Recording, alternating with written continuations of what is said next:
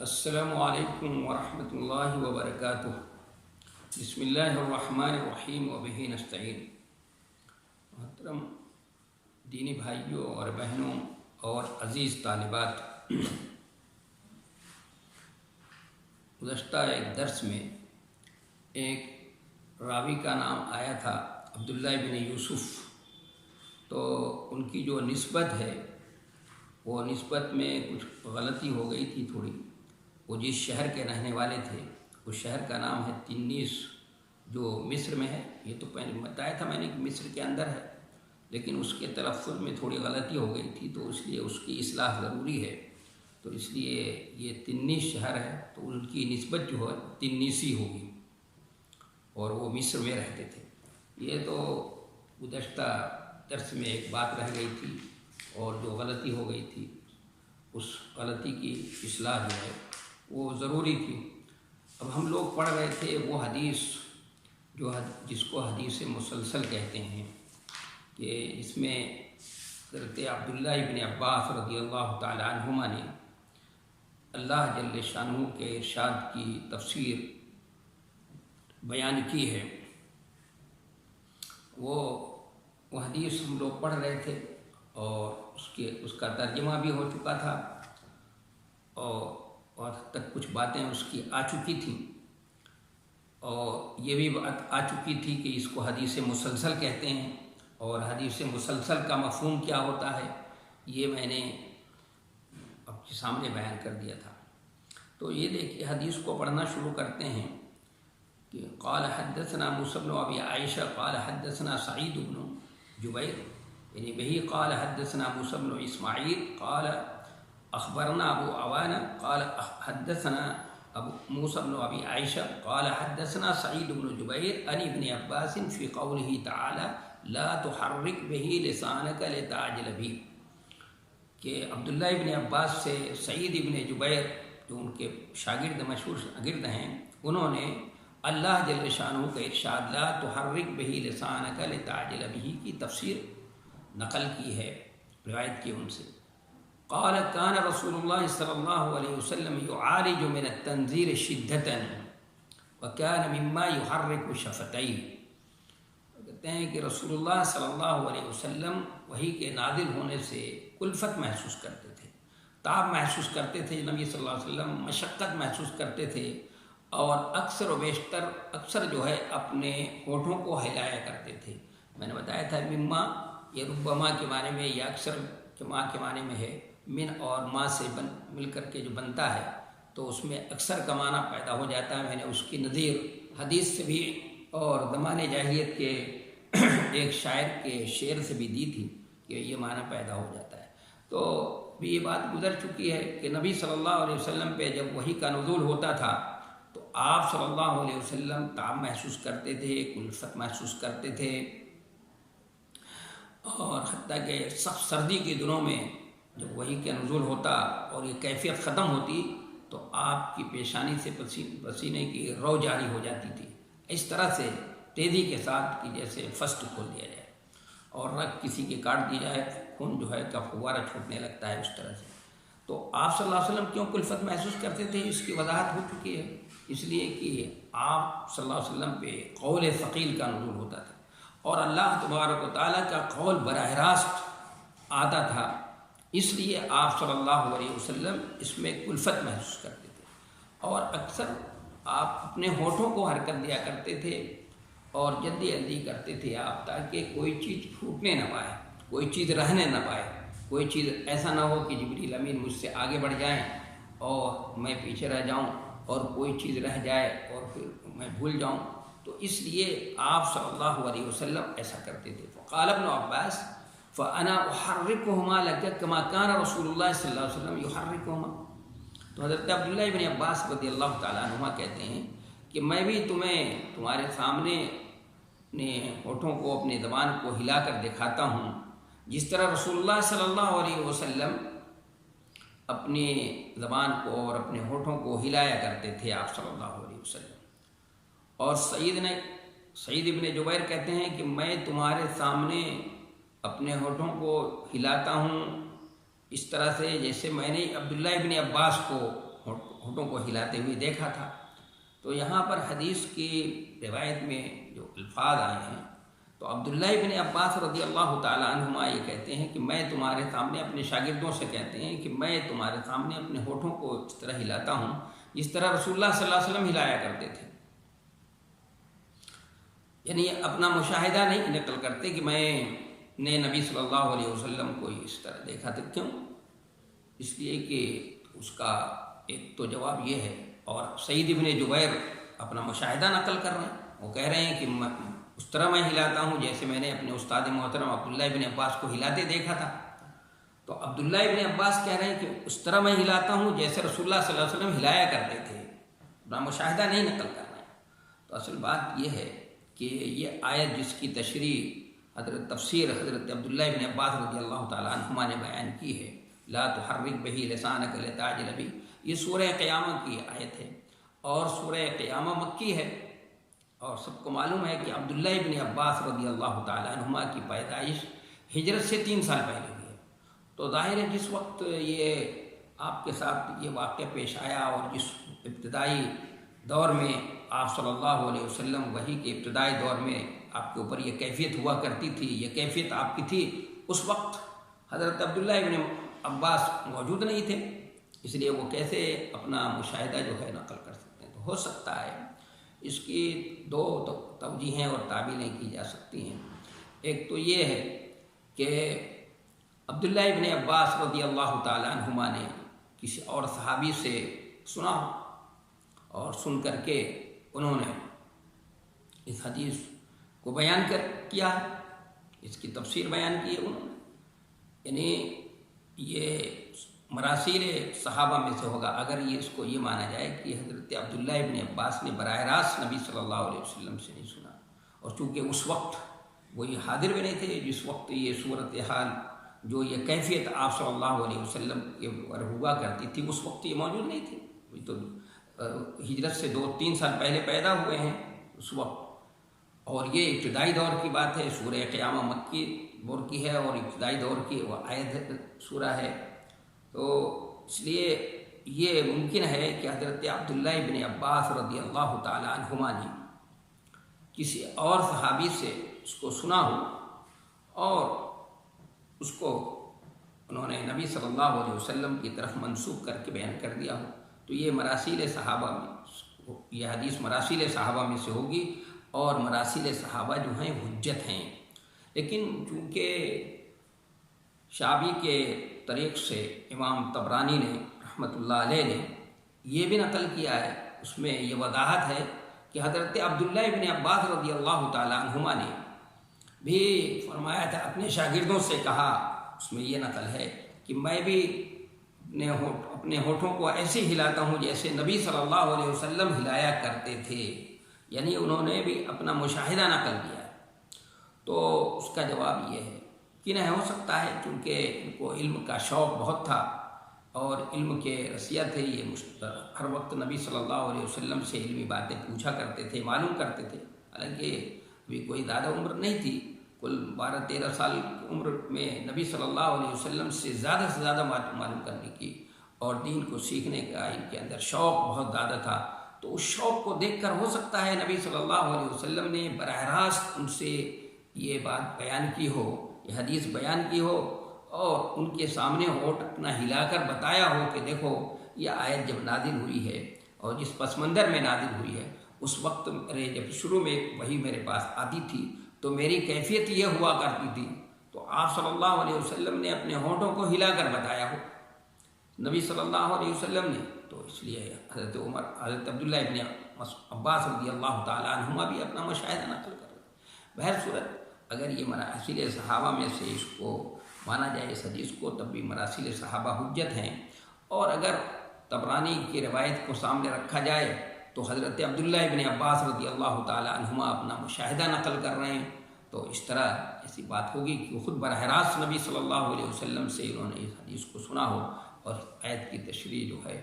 وہ بیان کر رہے ہیں، اور پھر اس حدیث کو انہوں نے بیان کیا ہو، تو براہ راست سنا ہے، اس لیے وہ خود اپنا مشاہدے کے طور پر اپنے شاگردوں سے بیان کر رہے ہیں، جس طرح سعید ابن جبیر رحمۃ اللہ علیہ نے اپنے شاگردوں کے سامنے اپنا ہونٹ ہلا کر کے دکھایا تھا۔ تو انہوں نے بتایا کہ انا احرکہما کما رأیت ابن عباس یحرکہما فحرک شفتیہ، انہوں نے دونوں ہونٹوں کو ہلایا۔ اب ایک سوال یہ پیدا ہوتا ہے کہ قرآن میں تو ہے کہ لا تحرک بہ لسانک لتعجل بہ، کہ جلدی کرتے ہوئے آپ جو ہے جلدی کرتے ہوئے اپنی زبانوں کو جلدی جلدی حرکت نہ دیجیے، تو زبان کا تذکرہ ہے۔ اور یہاں پر حدیث میں ہے کہ فحرک شفتیہ فانزل اللہ تعالی، کہ انہوں نے دونوں ہونٹوں کو ہلایا ہے، حرکت دی، تو اللہ تبارک و تعالیٰ نے یہ آیت نازل کی۔ تو اصل اس کا جواب جو ہے، ایک تو دو جواب ہے، اور سیدھا سادہ جواب یہ ہے کہ کتاب التفسیر میں یہی روایت موجود ہے، امام بخاری رحمۃ اللہ علیہ نے کتاب التفسیر میں نقل کی ہے، تو وہاں پر فحرک لسانہ و شفتیہ دونوں تذکرہ ہے۔ وہاں پر کتاب التفسیر میں یہی روایت موجود ہے، تو وہاں پر فحرک لسانہ و شفتیہ، اس لیے کوئی اشکال باقی نہیں رہتا، کیونکہ وہاں لسان اور شفتین کا دونوں کا تذکرہ ہے۔ ہاں یہاں پر صرف شفتین کا تذکرہ ہے، تو اس کا جواب یہ دیا جا سکتا ہے، کیونکہ ایسا بہت ہوتا ہے کہ کچھ ایسے جز کا تذکرہ کر دیا جاتا ہے کہ جس سے دوسرا جز خود بخود سمجھ میں آ جاتا ہے۔ جیسے ہم ہونٹوں کی حرکت کا تذکرہ کر دیں تو اس سے زبان کا حرکت کرنا جو ہے خود بخود سمجھ میں آنے والی چیز ہے، کیونکہ کوئی شخص جب بھی زبان کو حرکت دے گا تو ضروری ہے کہ دونوں اس کے ہونٹ ہلیں، اور جب دونوں ہونٹ ہلیں گے تو ضروری ہے کہ اس کی زبان ہلے، یعنی زبان حرکت نہ کرے اور ہونٹ ہل جائیں دونوں، ایسے ممکن نہیں ہے۔ تو یہ دونوں چیزیں چونکہ لازم اور ملزوم ہیں، اس لیے اس جز کو بول کر کے شفتین کا تذکرہ کر کے لسان مراد لیا، یا لسان کا بول کر کے شفتین جو ہے مراد لیتے ہیں۔ جیسے عربی میں قرآن میں ہے رب المشارق، کہ اللہ تعالیٰ مشرق کا رب ہے، تو کیا اس کا مطلب یہ ہے کہ صرف مشرقی کا رب ہے، مغرب کا نہیں ہے؟ ایسا تو نہیں، مغرب کا بھی رب ہے۔ یا سرابیل تقیکم الحر، کہ یہ کپڑے ہیں جو تم کو گرمی کی تمادت سے اور اس کی تپش سے تم کو بچاتے ہیں، تو کیا وہ کپڑے جو ہیں ٹھنڈ سے نہیں بچاتے؟ ظاہر ہے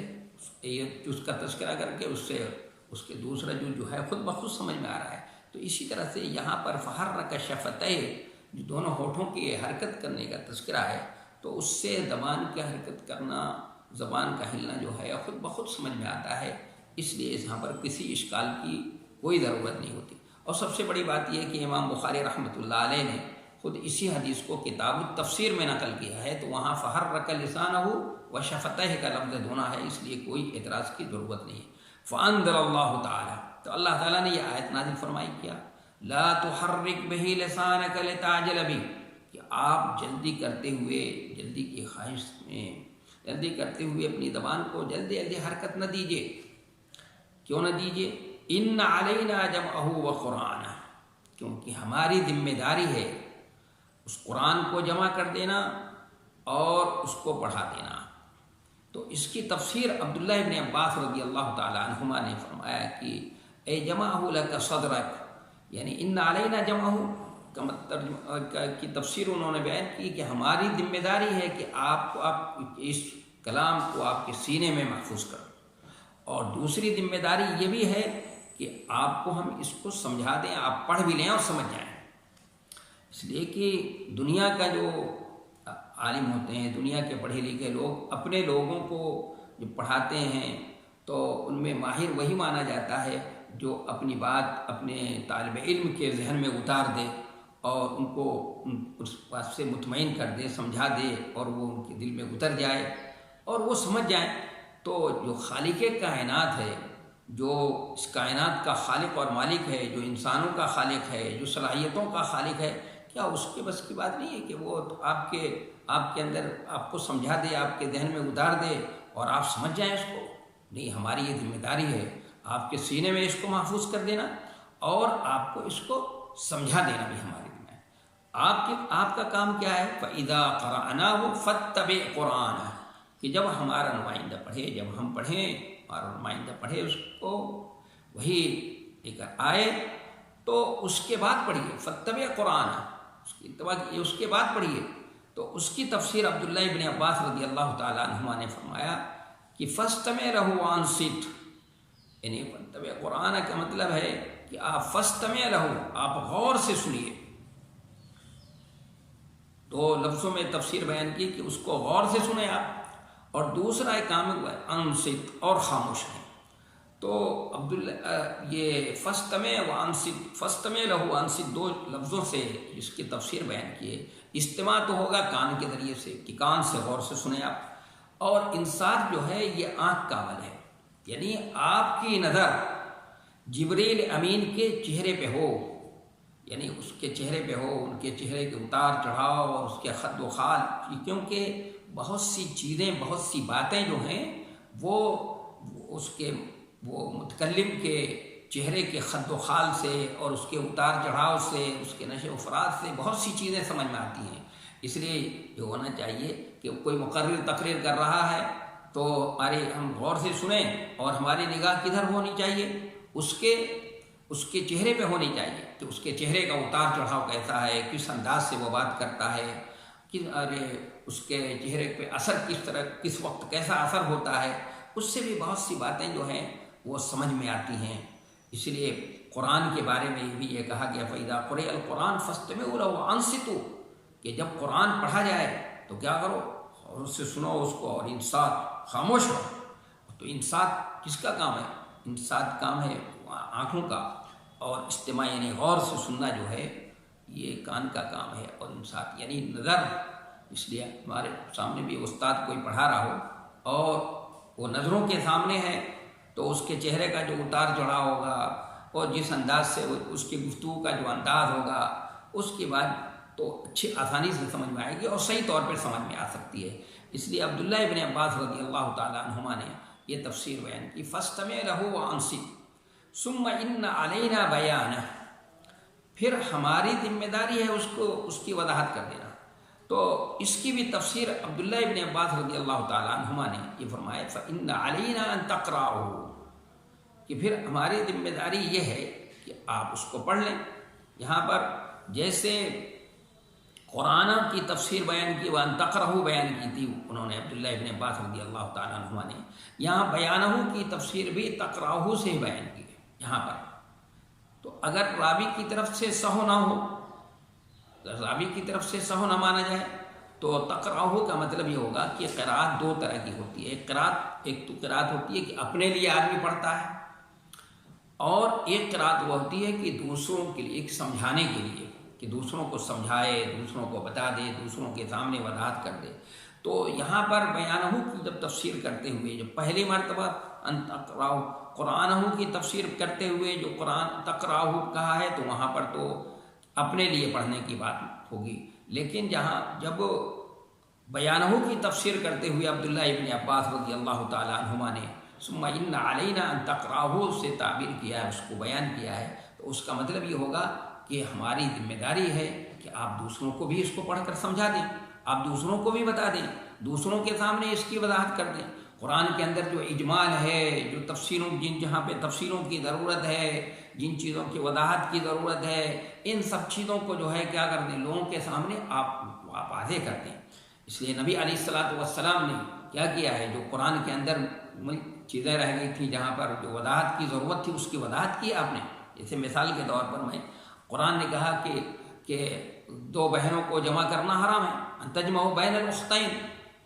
اللہ کے رسول صلی اللہ علیہ وسلم نے اس کی وضاحت کرتے ہوئے اپنی صحیح حدیثوں میں یہ فرمایا کہ اسی طرح جیسے دو بہنوں کو ایک وقت نکاح میں رکھنا جائز نہیں ہے، حرام ہے، اسی طرح بھتیجی اور پھوپھی کو بھی ایک ساتھ جمع کرنا اور بھانجی اور خالہ کو بھی ایک ساتھ جمع کرنا جائز نہیں ہے. آپ صلی اللہ علیہ وسلم نے اس کی وضاحت فرما دی، اس اجمال کی وضاحت فرما دی. اور پھر ہمارے فقہا جب آئے تو انہوں نے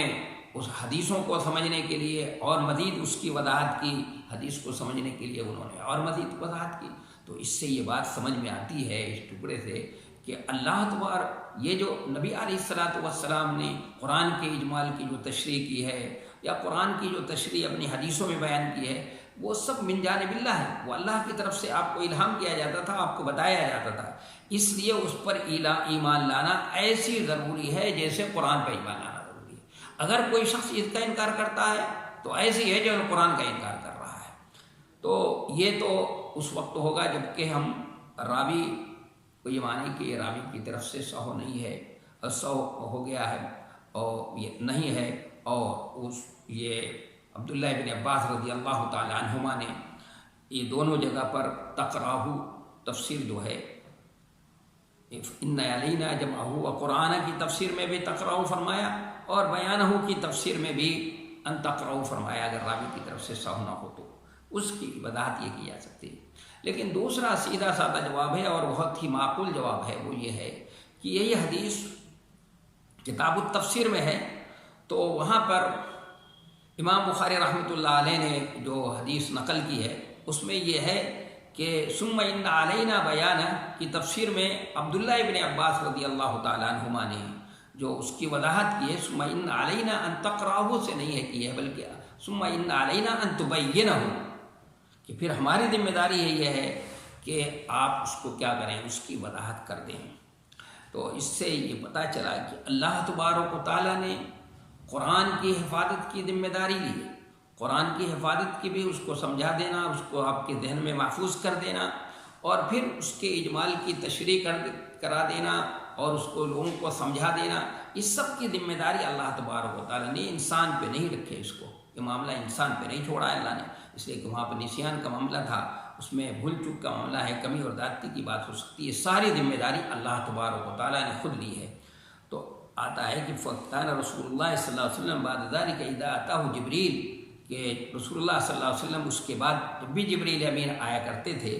تو استمع، تو آپ کیا کرتے تھے، غور سے سنتے تھے۔ فَإِذَا انطَلَقَ جبریل، جب جبریل امین چلے جاتے تھے، قرأہ النبی صلی اللہ علیہ وسلم کما قرأہ، تو نبی صلی اللہ علیہ وسلم ایسے ہی پڑھتے تھے جیسے جبریل امین نے پڑھا تھا۔ تو نبی علیہ السلام جو قرآن میں ہے کہ لا تحرک بہ لسانک لتعجل بہ، جلدی جلدی کرتے ہوئے آپ جو ہے زبان کو حرکت نہ دیں۔ آپ صلی اللہ علیہ وسلم جو جلدی جلدی حرکت کرتے تھے شروع میں، وہ کیوں کرتے تھے؟ اس لیے کہ جبریل کہیں ایسا نہ ہو کہ کوئی لفظ جو ہے مجھ سے چھوٹ جائے، کوئی چیز رہ جائے یا کوئی چیز بھول جاؤں، کیونکہ جبریل امین صرف پڑھ رہے ہیں، آپ کو سنا رہے ہیں، اور آپ صلی اللہ علیہ وسلم اس کو سن بھی رہے ہیں، اس کو سمجھ بھی رہے ہیں، اور یہ بھی کوشش ہے کہ کوئی چیز چھوٹنے نہ پائے۔ تو آپ صلی اللہ علیہ وسلم جو ہے اس لیے جلدی جلدی کرتے تھے کہ کہیں ایسا نہ ہو جائے کوئی چیز چھوٹ جائے۔ تو آپ کو یہ تنبیہ کر دی گئی کہ نہیں، آپ کو گھبرانے کی کوئی ضرورت نہیں ہے، ساری ذمہ داری ہمارے اوپر ہے، آپ کو پڑھا دینا، آپ کے دل سینے میں محفوظ کر دینا، اور پھر اس کے بعد آپ کے اندر یہ صلاحیت بھی پیدا کر دینا کہ آپ لوگوں کو کیا کر دیں، آپ لوگوں کو پڑھا دیں، لوگوں کو سمجھا دیں۔ قرآن کے اندر جو مجمل چیزیں ہیں، قرآن کے اندر جو وضاحت کی، جن چیزوں کی وضاحت کی ضرورت ہے، جہاں تشریح کی ضرورت ہے، آپ لوگوں کے سامنے اس کی وضاحت فرما دیں۔ تو یہ حضرت عبداللہ ابن عباس رضی اللہ تعالیٰ عنہما نے اللہ جل شانہ کے ارشاد لا تحرک بہ لسانک لتعجل بہ کی تفسیر بیان کی، بہت مختصر انداز میں تفسیر بیان کی ہے، بہت ہی مختصر ہے، لیکن بڑی جامع تفسیر بیان کی ہے، بہت ہی جامع اور ایسی کہ تسلی بخش جو آدمی کو اس سے تسلی و تشفی بھی ہو جائے اور بات بھی پوری کی پوری سمجھ میں آئے۔ لیکن دو لفظوں کے اندر، کیونکہ عربی زبان کا معاملہ یہ ہے کہ اس میں مختصر بول میں بہت ساری بات کہہ دی جاتی ہے، اس لیے انہوں نے جتنے قرآن کے الفاظ ہیں اسی الفاظ میں اس کی تشریح بھی اور توضیح بھی کر دی ہے۔ ہم لوگ اس کی اگر تشریح کرنے لگیں، اس کی توضیح کریں، تو اردو زبان میں جو ہے، چونکہ اردو زبان میں وہ بات نہیں ہے کہ مختصر بول میں بہت ساری بات نہیں کی جاتی، اس لیے اس کو وضاحت کرنا پڑتا ہے، اس کو پھیلانا پڑتا ہے۔ تو یہ حدیث میں نے پڑھ لی، لیکن سوال یہ ہے کہ اس حدیث کا ترجمۃ الباب سے کیا تعلق ہے؟ تو اگر دیکھا جائے، غور کیا جائے، تو اس حدیث کا ترجمۃ الباب سے بہت ہی گہرا ربط ہے۔ اور میں نے بتایا تھا ترجمۃ الباب کے دو پہلو ہیں، ایک ظاہری پہلو ہے اور دوسرا جو ہے اس کا باطنی پہلو جو مقصود اور مطلوب ہے امام بخاری رحمۃ اللہ علیہ کا۔ تو ظاہری پہلو سے بھی یہ حدیث بہت یہ حدیث ترجمۃ الباب سے مربوط ہے اور بہت گہرا ربط رکھتی ہے، کیونکہ اس میں یہ نبی صلی اللہ علیہ وسلم کے وہی کہ آغاز میں جو آپ کی کیفیت ہوا کرتی تھی اس کیفیت کا تذکرہ ہے، اور یہ کہ نبی علیہ الصلاۃ والسلام کے اوپر جو وحی کا نزول ہوتا تھا تو آپ صلی اللہ علیہ وسلم کلفت محسوس کرتے تھے، اور جلدی جلدی آپ زبان کو حرکت دیتے تھے. کبھی ایسا نہ ہو کہ جبریل امین مجھ سے آگے بڑھ جائیں اور کوئی لفظ مجھ سے چھوٹ جائے، کوئی لفظ مجھ سے رہ جائے اور میں بھول جاؤں. اس لیے آپ صلی اللہ علیہ وسلم یہ حرکت دیتے تھے اپنی زبان کو جلدی جلدی. اور تو آپ صلی اللہ علیہ وسلم کی آغاز وحی کے اندر کے وقت جو ہے یہ کیفیت آپ صلی اللہ علیہ وسلم کی تھی. تو اس کے ظاہر سے بھی اس کا تعلق ہے، اور باطن سے بھی غور کیا جائے تو اس حدیث کا ترجمۃ الباب کے باطن سے بھی بہت گہرا تعلق ہے، بہت ہی گہرا ربط ہے. وہ اس طرح سے کہ اس میں اللہ جل شانہ نے قرآن مجید کی حفاظت کی ذمہ داری دی، قرآن مجید کے سمجھانے کی ذمہ داری، اس کو دل میں محفوظ کرنے کی ذمہ داری، پھر اس کی وضاحت کی ذمہ داری، ساری چیزوں کی ذمہ داری کس نے لی؟ اللہ نے لی ہے، اللہ تعالیٰ نے، تاکہ وہ نسیان سے اور حذف و اضافے سے قرآن محفوظ رہے. یہ اس سے کیا پتہ چلتا ہے؟ اس سے یہ بات معلوم ہوتی ہے کہ وہی بہت ہی عظیم چیز ہے، بڑی قدر و منزلت کی چیز ہے. اس کا مقام و مرتبہ، اس کی اہمیت، اس کی جلالت شان کا پتہ چلتا ہے. اور اسی وجہ سے چونکہ وہی بڑی عظیم چیز ہے، بڑی قدر و قیمت کی چیز ہے، اسی لیے اس کو دین کے جو ہے پر دین کے سمجھنے کا دار و مدار اسی کے اوپر رکھا گیا ہے، کیونکہ اس سے معتبر کوئی ذریعہ نہیں ہو سکتا ہے. تو یہ اس پہلو سے سوچا جائے، غور کیا جائے تو حدیث کا ترجمۃ الباب کے سے بہت ہی گہرا ربط رہتا ہے. اب وہ باتیں اس حدیث سے متعلق رہ جاتی ہیں. ایک تو بات یہ رہ جاتی ہے کہ جو قرآن مجید کی سورہ قیامت کی آیت ہے، لا تحرک بہ لسانک لتعجل بہ ان علینا جمعہ وقرآنہ فاذا قرأناہ فاتبع قرآنہ ثم ان علینا بیانہ. یہ جو قرآن سورہ قیامہ میں جس جگہ پہ یہ آیت ہے، اس آیت کا سیاق و سباق سے کیا ربط ہے، یعنی ما قبل سے اور ما بعد سے کیا ربط ہے؟ کیونکہ پہلے قیامت کبریٰ کا تذکرہ ہو رہا ہے، پھر یہ آیت ہے، اس کے بعد قیامت صغریٰ یعنی موت کا تذکرہ ہے اللہ تبارک و تعالیٰ نے کیا، بیچ میں یہ آیت رکھی گئی، اس سے ان کا کیا ربط ہے؟ تو اس کی وضاحت کی ضرورت ہوگی. اور پھر اس حدیث سے ہمیں کیا کیا باتیں سمجھ میں آتی ہیں کہ کیا کیا فائدہ حاصل ہوتا ہے، جن فوائد سے اور جن فائدوں سے ہم جو ہے عملی زندگی میں کیا ہے اپنی عملی زندگی کے اندر اس سے فائدہ اٹھا سکیں اور لوگوں کو فائدہ پہنچا سکیں، اس سے خود بھی فائدہ اٹھائیں اور خود لوگوں کو بھی فائدہ پہنچائیں. اس لیے اس کی وضاحت کی ضرورت ہوگی. تو انشاءاللہ آئندہ درس میں جو ہے یہ اس کی وضاحت آپ کے سامنے کی جائے گی، چونکہ درس کا جو ٹائم ہے وہ ہو چکا ہے. وآخر دعوانا الحمدللہ رب العالمین وما توفیقی الا باللہ.